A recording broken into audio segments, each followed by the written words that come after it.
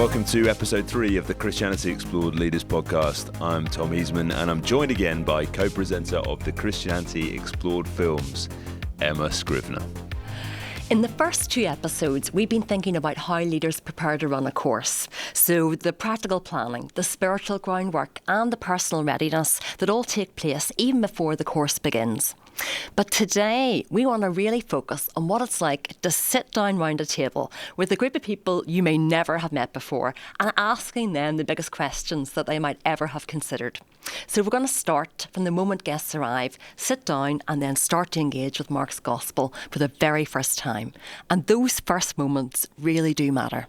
Yeah, they really do. This episode is all about what it looks like to welcome people well, how we want to create an environment where guests feel comfortable, respected, and just free to ask honest questions.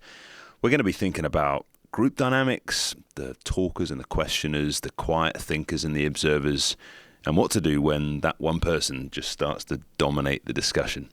Now, to help us think this through, we're joined by Dr. Tasha Chapman and Keith Wilson, who bring years of experience in ministry, in leading evangelistic courses, and walking alongside people as they explore the claims of Jesus. We're so glad you're here. Do you want to introduce yourself to us?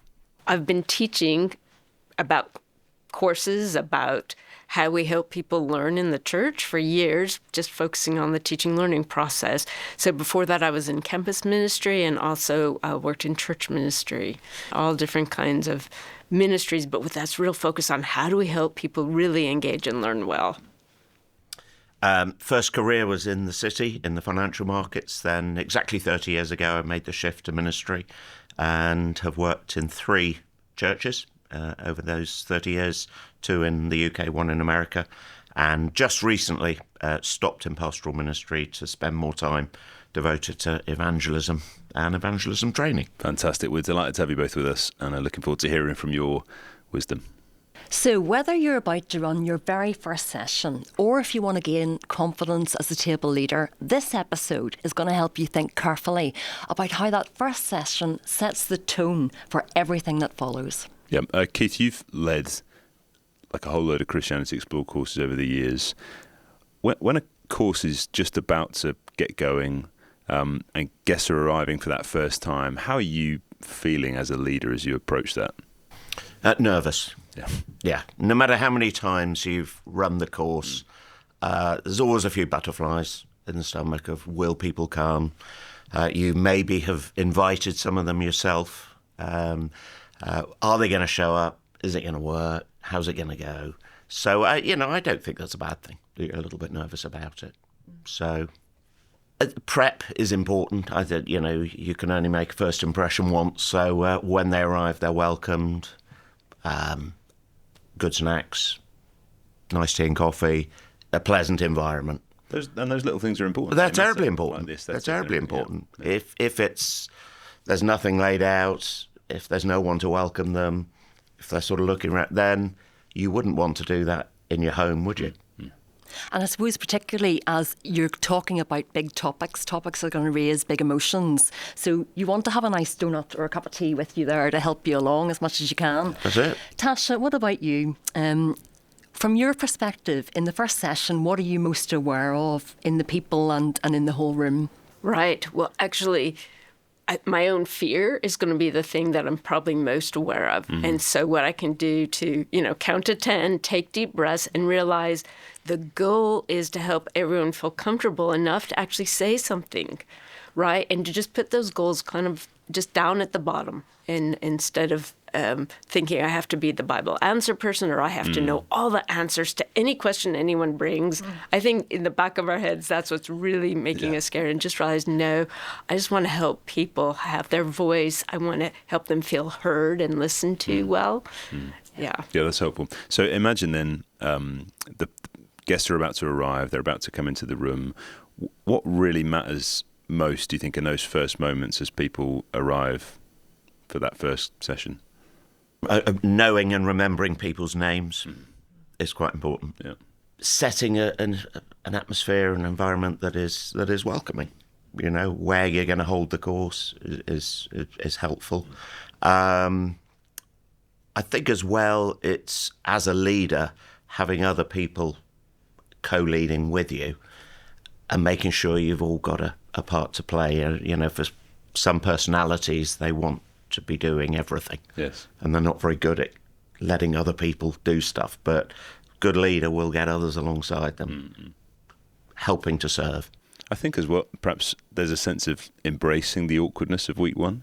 Yeah. Like that there is just inherently going to be an awkwardness when you've got a whole bunch of people who've never met each other before coming to talk about something that they've never talked about before in a place they've never been before. Like that there is just an awkwardness about that, and that's okay. And it takes a couple of weeks to relationships to form and for people to feel comfortable. So as a leader, don't be thrown if week one everyone leaves and you think, gosh, that was awkward. That's okay. Like that's kind of part and parcel, I think. I guess after you have done all the preparation, the weeks of preparation, the planning ahead, when people walk through the door, suddenly it all becomes very real. So let's think about those first moments when people come through, they walk in and they take their seat. If you've got people coming who are feeling anxious or unsure about how or why they're there, maybe we'll start with you, Tasha. How do you help to put them at ease? Yeah, you ask a simple, concrete question, actually. And sometimes we need to pre-think those, asking two people to share that with each other, again, so that you're helping everyone have a word, have something to say to the person next to them. That can be helpful. Yeah. What do you think is a common mistake that leaders can make in that environment? Speaking personally, I think it's we get nervous and we talk too much. Yeah. And we dominate the conversation. We answer our own questions. And we don't really give others the space and time to be able to engage because we're a little bit nervous. Yeah. I would add second to that is then we get in a hurry and we think the goal is to make sure everyone has the right answer on their page, right? Instead of just realizing, no, this is about the conversation. Yes. Right. And so it's not about what I'm saying and it's not about finishing. That's so helpful, absolutely. I guess once people are settled in, that's when you start to see the differences emerging around the table. So you've got different personalities, you've got people with different expectations and different ways of engaging. So let's think about group dynamics and how the group leaders can handle this well. Okay, what sort of personalities are you going to expect sitting around at the first group?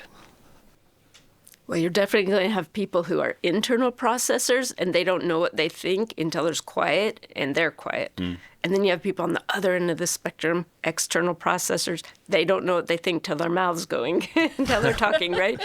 And you can have people on every spot in the spectrum. And so to slow down, to allow silences between questions so that you can even you can say, let's take 15 seconds to think about this first. You can even invite space for your internal processors because in our cultures, our external processors will jump in first, the ones that can most easily give the most words, feel the most courageous or even anxious, and so are very, very vocal, right? So we can actually just pause and say, well, everybody think about this for a second first. Now let's see how many different ideas we can build, right? So you're actually asking the group to create a list together of different possibilities, different perspectives, right? Instead of just saying, okay, whoever talks the loudest and longest has the right answer, and that's the end of it. Yeah. Just on that, are there other ways that we can, that's a really helpful thought, I think, for engaging with those who perhaps are quieter. Are there other things that you've seen helpful, particularly for those who perhaps, not just in session one, but over the course of multiple sessions, are less inclined to speak in terms of drawing things out? Yeah, just that invitation to, hey, let's see if we can come at this from multiple perspectives. And we can also make it depersonalized, so it's a little bit safer by saying, okay, well, what do we think other people think of this, right? So we can take it off of us directly and say, let's build a list of how different people in our lives would think of this. And you will get the personal ideas will come in there, but it makes it a little safer. Yeah. There'll also be the individual's different experience of church and the Christian faith. So some may be attending CE who've had quite significant engagement with the church, maybe a good experience, maybe not. There'll be others for whom it's completely new. They haven't got an idea what it's about. So acknowledging there's the personality type differences, but there's also the history. Yeah. And speaking of the personality types, you made me laugh earlier when you were talking about there's some leaders who will want to dominate and do it all. And I think in our groups, we'll have people who are a bit like that as well, won't we? So if you've got someone in your group and they're kind of dominating the conversation, what are some ways that we could handle that as leaders?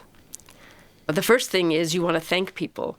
Like, thank you, Tom, that was interesting. Let me cut you off right there, though. Let's see if we can gather some other possibilities or other perspectives. So you just invite Tom to help you gather other ideas, gather other voices. I don't know why you use the word Tom, but I won't take it personally, Tasha. yeah. As you do that, how do you keep discussions on track without losing direction? Like, this is like a classic problem, isn't it, in any kind of Bible study context, about just getting lost down rabbit holes. How are you as a leader trying to make sure, look, we're trying to stay on point here, but also being respectful of what people have got to ask? Most of the people in the group want you to lead that way. They want you to lead by redirecting, by keeping the conversation fruitful, keeping it in a good place, So that's on us as leaders. That's where you want to have that courage to jump in there. And with that is knowing where you want to be heading. So the more prep you've been able to do, the better you understand the general direction of the evening. Yes. Passages you look at, etc. The better prepared you will be to sort of keep it on track. Yeah, that's knowing really where you're helpful. heading. Know that roadmap of where you're going. Yeah. I guess as well, as you go along, we find this in groups, you get to know people. And quite often someone will come with a question behind a question about something that's a big issue for them, which will recur time and time again. So I guess it's also that as we talk to one another and we get to know the participants better, we start to realise you can discern between what is a red herring and what might actually be something that runs a little bit deeper. Yeah, that's so true. I guess as discussions then get going, sometimes you start to perceive tensions under the surface, perhaps associated with some of those questions. And that can feel daunting for leaders, particularly in a first session when it's a fresh group and you're kind of trying to work people out and already stuff starts to bubble to the surface. How do you think leaders can handle perhaps disagreement amongst a group or those kind of challenging questions early doors? I think the slight danger might be we think we've got to jump on it. Folk are going to be quite nervous being there, and they'll deal with their nerves in different ways, as Tasha described. So I think we need to be careful, loving, sensitive. But if there is stuff, I think we can perhaps try to address it offline, aside from the group, with someone. If something bubbles up that's clearly an issue, which is fine. Yeah, and if we need to name it for the group, again, we've heard some really different opinions, or we've heard some things that are a little bit hard. This is good work, right? Can you affirm it? Yeah. Group, as a group, we're doing good work, but let's move on at this point. Yeah, and see if these things don't sort out later. I think that's right, Tasha, because it's actually, in some ways, it's an encouragement, doesn't it? Whenever we do hit disagreement, or because we know that God's word is going to do its work, but it's going to provoke a reaction. And if it's provoking a reaction, even if it feels a bit negative, that means that it's at work, which is something. I guess as well, it's also that it's not just that we want to, and in fact, not even that we want to steer people down a particular road or an answer, but we want to help them to start thinking things out for themselves. And the way that we do that is as important as anything else. It's not about winning an argument. It's as much about the way we speak. And we want to be loving people, kindly as we disagree. Yeah. I think it's worth as well saying that, we do have an enemy at work when we're opening God's word, and he would like nothing more than we head down some of these rabbit holes or these discussions. Some other topic becomes divisive. Yeah. Yeah, that's good to remember. Yeah. So we want to trust the process. We have a good plan. We've prepared, and Jesus is with us. Yeah. And so it's okay. Again, we have to be the ones to take the deep breath and say, no, this is okay, and then name it for the group. Yeah. Let's go back and see what Jesus would do with this. Yeah. See if we can go back to the scripture with them. That's so wise. I guess perhaps taking that even more specific, what if you're in a scenario where straight off the bat somebody is challenging you, perhaps hostile, quite confrontational in how they're speaking about the Christian faith, the Gospels, the person of Jesus. We don't want to assume that everyone who's coming to this is coming with a kind of clear, open mind and, I want to dive in. How do we deal with that person? That's tough, right? Because in the midst of the group, right, you owe it to the whole group to try to keep things in a healthy, positive direction, right?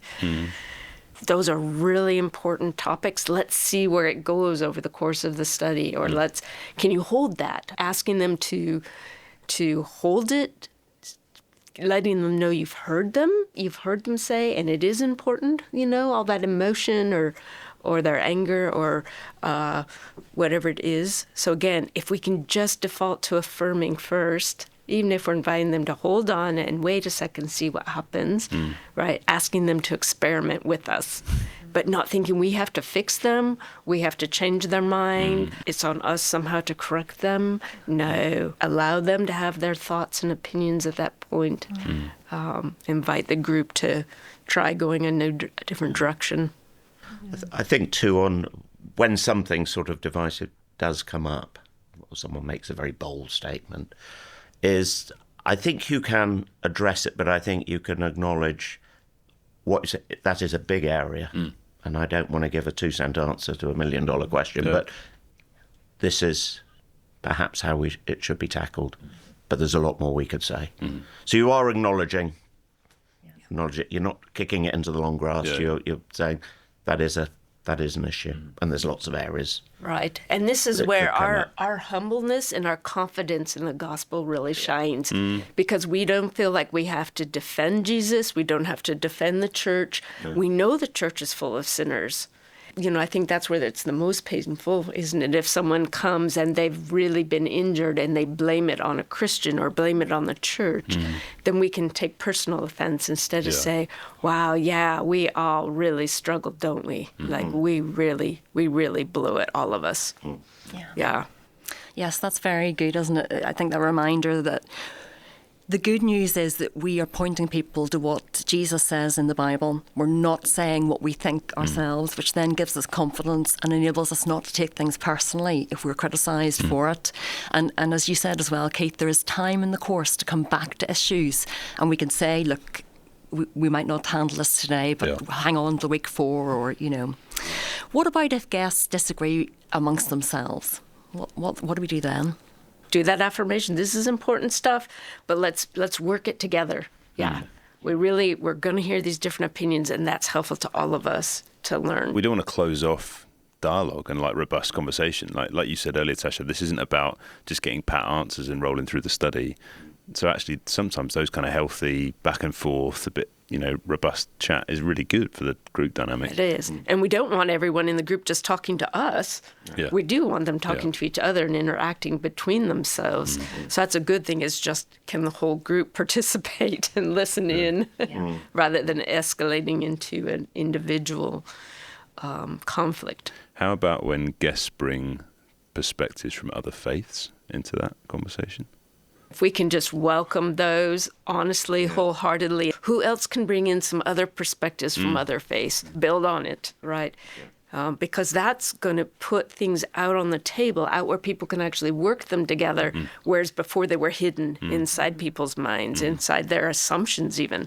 And so get those out in the air where they can be worked on, and where then the gospel that we're reading can come up directly against them is a good thing. Then we can go back to Scripture and say, well, but what did Jesus say? What do we think Jesus meant? And it will tie in to many wonderful things from different religions and faiths. And I guess in that, as the leader, don't be afraid that you need to be the kind of resident expert on Islam or Hinduism or whatever it might be. And it's okay just to hear people's perspectives, and then you wanted to speak the gospel into their lives. When we're doing the course, we're really building relationships, aren't we, as much as going through a course. And so it means that when we when we hit road sort of blocks or disagreements, what they can often be covering are real life experiences and real pain, that people have experienced, which I guess means that as the sessions continue, leaders can find themselves not just leading discussion, but wanting to offer care as well. And I think that brings us to a big issue, which is the one of setting boundaries. So how as leaders can we offer genuine care to people, but without having to become counsellors? Well, I think one of the beauties of a course like Christianity Explored is that there is the freedom to be able to share about one's experiences. And when that happens, invariably what that person shares resonates with someone else in the group. And they've been holding on to something, and here is someone expressing it, and that can only help the group dynamics, the vulnerability, so on. I think it's okay to get alongside that person after that session, at the end of it, appreciate, thank them for what they've shared, acknowledge the hurt that perhaps they're feeling, and say, is anything we can do to help at all? And then invariably there's someone in the church who's gone through a similar thing. And we say, well, there's someone I'd love you to meet. That's so good, Keith, because I suppose that's where we're aiming with the course as well. We want people to be plugged into their local churches and to continue the journey with other folks alongside them. And that's part of this, isn't it? Getting them alongside a church fellowship, people who will walk with them, not just through the weeks of the course, but beyond. Tasha, what are your thoughts on this? I think as you get to know your group, even after just a couple sessions, you'll realize some of that deeper pain's there. And so you might have to be a little bit more directive with some of those questions. We can't share our life stories right now, but in just a couple sentences, what might we each say to this? I'm putting boundaries up for the person I know this could touch on their whole life story, and we could be there the rest of the night listening to it. And we don't want to do that. We want to love them well. But I love them well by inviting the whole group just to think for a minute and just to share one or two sentences about something that could be quite painful. So we're just acknowledging as a group. I wonder, just as we're closing, if you could give one bit of advice to the leaders as they're walking into that room, what would you want them to take away? I'd say instead of thinking that to lead the group means you have to be the expert, just think, well, you're the chief learner. Maybe you're the one you feel like, I'm going to be learning the most. That's great. And so allow yourself that freedom to also be learning with everyone else. And then they'll feel even more welcome to learn too. That's great. I'd put two things absolutely side by side. What I have benefited most from leading CE courses over the years is continually reading Mark's Gospel. Afresh. I've read it a lot of times, but always benefit. So I think as leaders, keep on reading Mark, get familiar with it, marvel at it, but alongside that, be praying for your group, not just at 6 o'clock before the group begins, but be praying for them through the week, be praying for them as individuals. So helpful, guys. It has just been a joy to chat with you. Thank you so much for joining us. I want to say a huge thank you to Emma and to Keith and to Tasha for sharing their wisdom and being so honest with us today. If you're about to run your first session, we want to encourage you. You don't need to have all the answers. What matters most is creating a space where people feel welcomed, feel listened to, and just feel able to explore Jesus honestly. There's loads of support available for you. Do head to our leaders portal, lead.christianityexplored.org, where you will find more resources for leaders. And don't forget to download the Christianity Explored app for more videos, insights, and training. That app is designed to support both guests and leaders as they go through the course together. And please do keep in touch with the Christianity Explored team as you run your course. We would love to support you. We'd love to hear how things are going as you just walk alongside people exploring the extraordinary claims of Jesus Christ. Thanks for watching. We'll see you next time.